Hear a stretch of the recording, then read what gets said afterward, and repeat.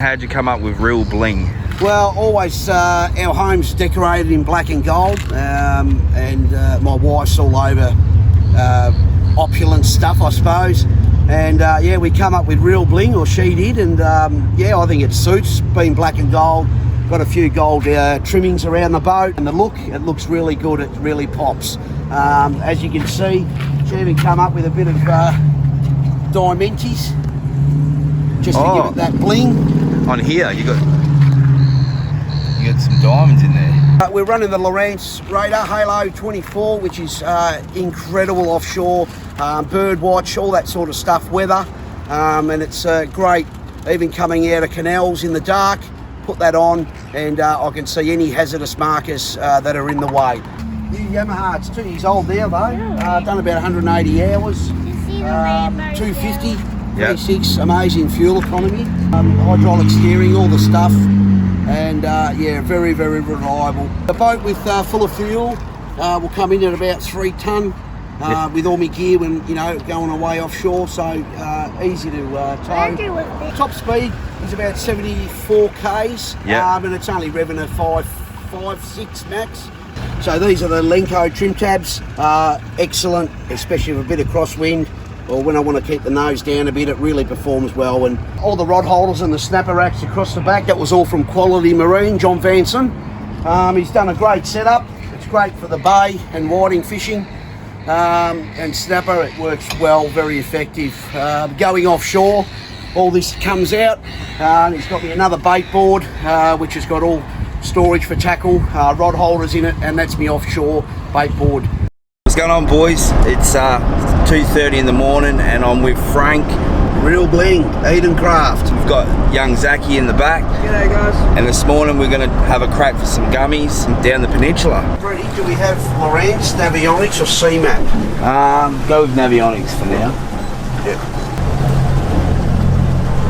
Who did your flooring, Frank? Deck Armour, Shane. Oh yeah. Classy Marine. And this is all custom to your boat? Yeah, the whole lot's all custom. So when we built the boat with Eden Craft, he came up and sort of gave us some advice and what some colours and whatnot. And it's panned out nice, eh? Yeah.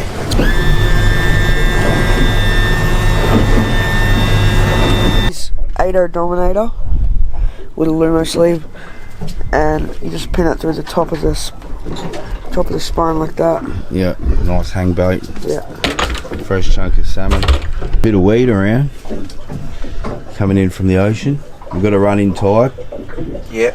And we're just on a sand flat. A few years ago held a lot of crabs. Zach's got a 6-ounce sinker on a Western Port rig, and then we're going to put a couple of those out the back, and then we'll put some paternosters straight up and down.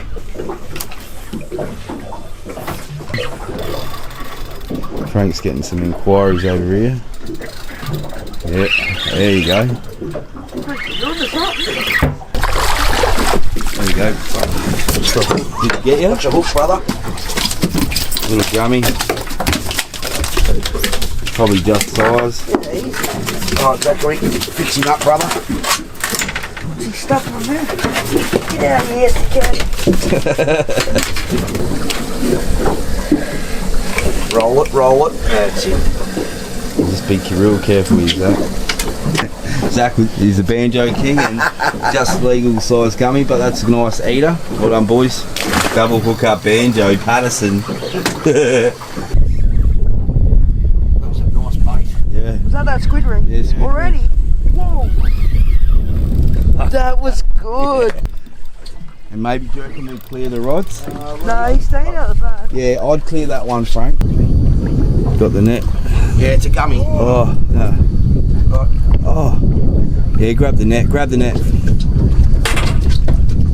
He's a nice, beautiful gummy.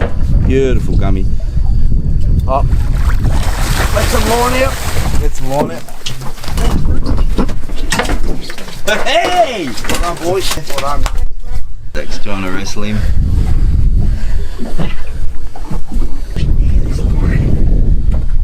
Frank's just gutting the gummies. Whoa!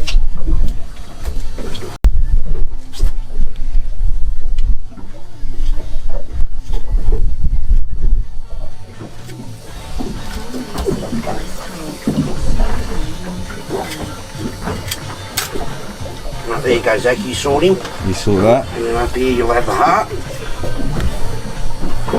Gummy just had a Whole octopus in it. I think the bottom end of Port Phillip Bay is a little bit underrated. We all know about the channel edges and the highways and all this that people catch gummy sharks on, but another place to look for gummies is on the flats. To the end of the channels, all the water flows to, and there holds these crabs and crustaceans. Really like the run-in tide and to be up on the flats in the dark. And if you look at all the land-based guys, that's exactly where they fish. Like, they fish on the flats, what holds crabs.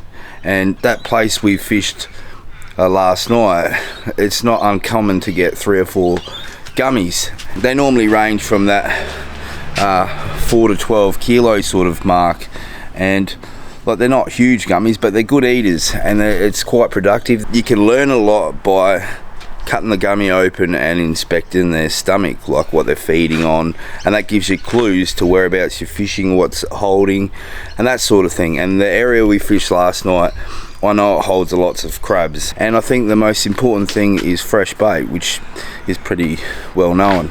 Yeah, and every now and again you'll come across a big bruiser like this. He's a bloody good gummy. He's a ripper, don't worry about that. Lucky stick. That's why you've got to have one right under the boat too, you know, like it goes more often than not, Brett, doesn't it? No, he's onto a big gummy here. We've seen it, and he's just taken another dive, so he's just giving Brady a workout. Wow, look at my eye. Yeah. Oh, that'll go good on video, Tony. Yeah. Here we go. Just take it easy, mate. Oh my god. Oh, he's off again. No, it's alright. Oh, shit, I'm gonna film this. Alright, where is he? Oh, what a gumbo. What a ripper. That's how you know. What a ripper. Good job, Tony. Yeah, that's beautiful. That is beautiful. Sun's just coming up. Finished up with 2 gummies and about 20 banjos. Just gonna have a crack down at the rip for some kings. Sereno Ferry. There's the beach clip. There's the ferry.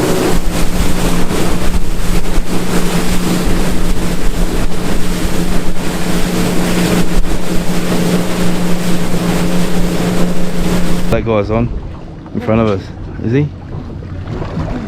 Yeah, he is. He is. Yeah, boys.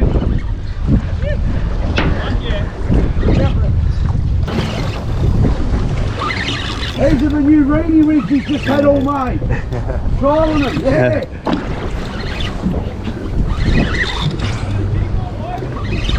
A bait.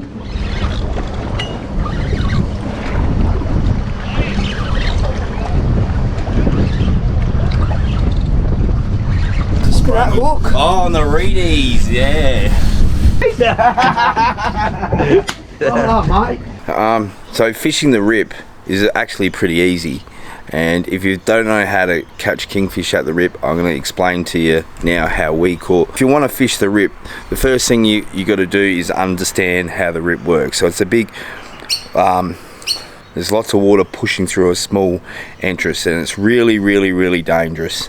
And but there's the part where it's really dangerous isn't where you catch the kings, it's actually inside the rip. What you first want to do is understand slack water. So slack water is the tide change, and that's the time you want to go up there around a tide change, like an hour each side of the tide. It's good to have a crew of like 3 people, someone always on the wheel, someone working the bait rod, someone doing some jigging. Look up your tide change. You'll want to look up Williamstown tide change, and only do it this way. Don't use anything else. Don't look at South Channel, don't look at any other beacon. Use Williamstown, because the tide change at slack tide down there is the same up at the heads, and I'm not going to explain why because it's too complex if I try and explain something.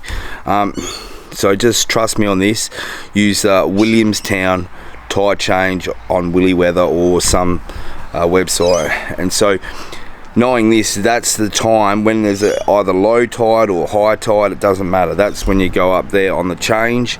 And so the method to actually catching the king, so we'll say it's a running tide right now. We drive our boat up to the start. You'll see everyone up there, so I don't need to tell you where. And you'll see these boats drifting along the rip. So you drive your boat up to the start of the drift, like where all the boats are starting. A few methods to catch them. I'll start with a Western Port rig. You put it down to the bottom and 5 or 10 winds off the bottom, and you just monitor it. You want to keep it in your hand if you can, to feel, because there's a lot of wrasse there and they'll steal your baits and you're just drifting with nothing if you don't really monitor your rod and feel the bites, because they just take it.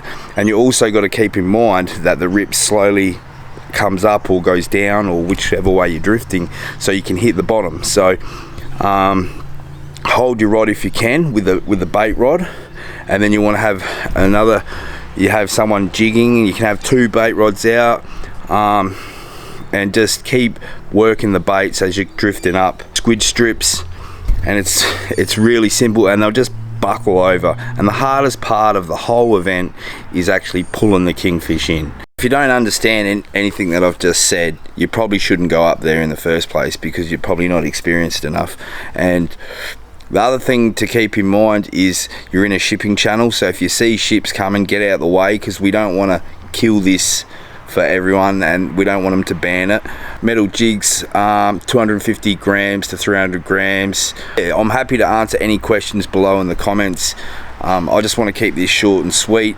Yeah, so that's just some basic knowledge for you guys to go and give that a crack, because it's a lot of fun, and I highly recommend it if you can get up there and you've got a boat. Look it.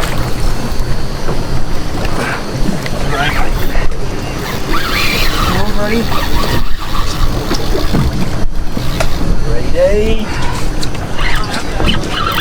Reedys getting done.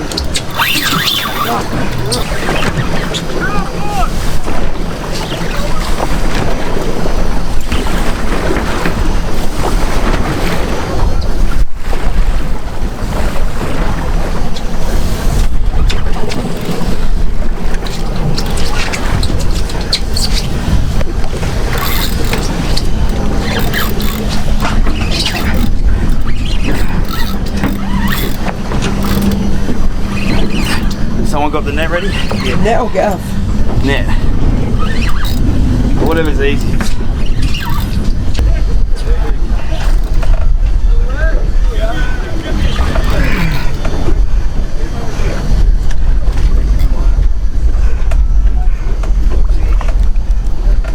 Good fish.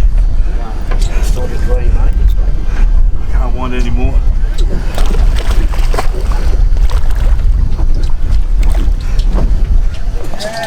Woo! Oh, now the gaff. The gaff.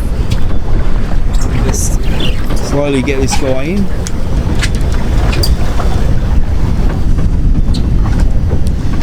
We've had a cracking morning. Where'd this real bling gaff come from? That's from America. And your good friend Benny gave it to you? Benny from Riff Raff. Yeah.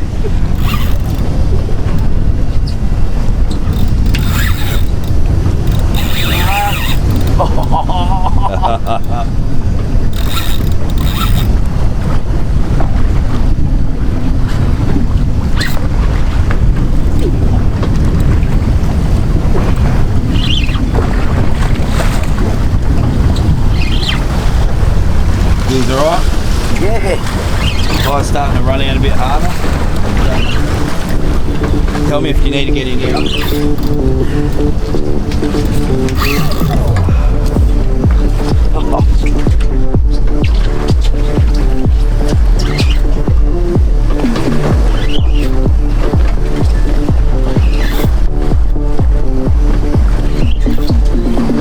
They've been good fish today.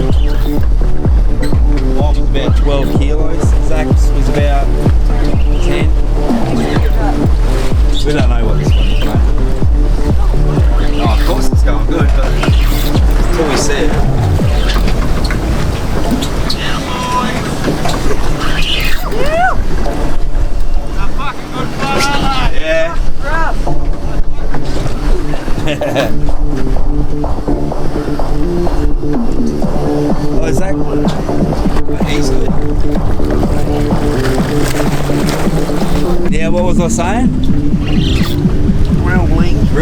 king. He's on a king.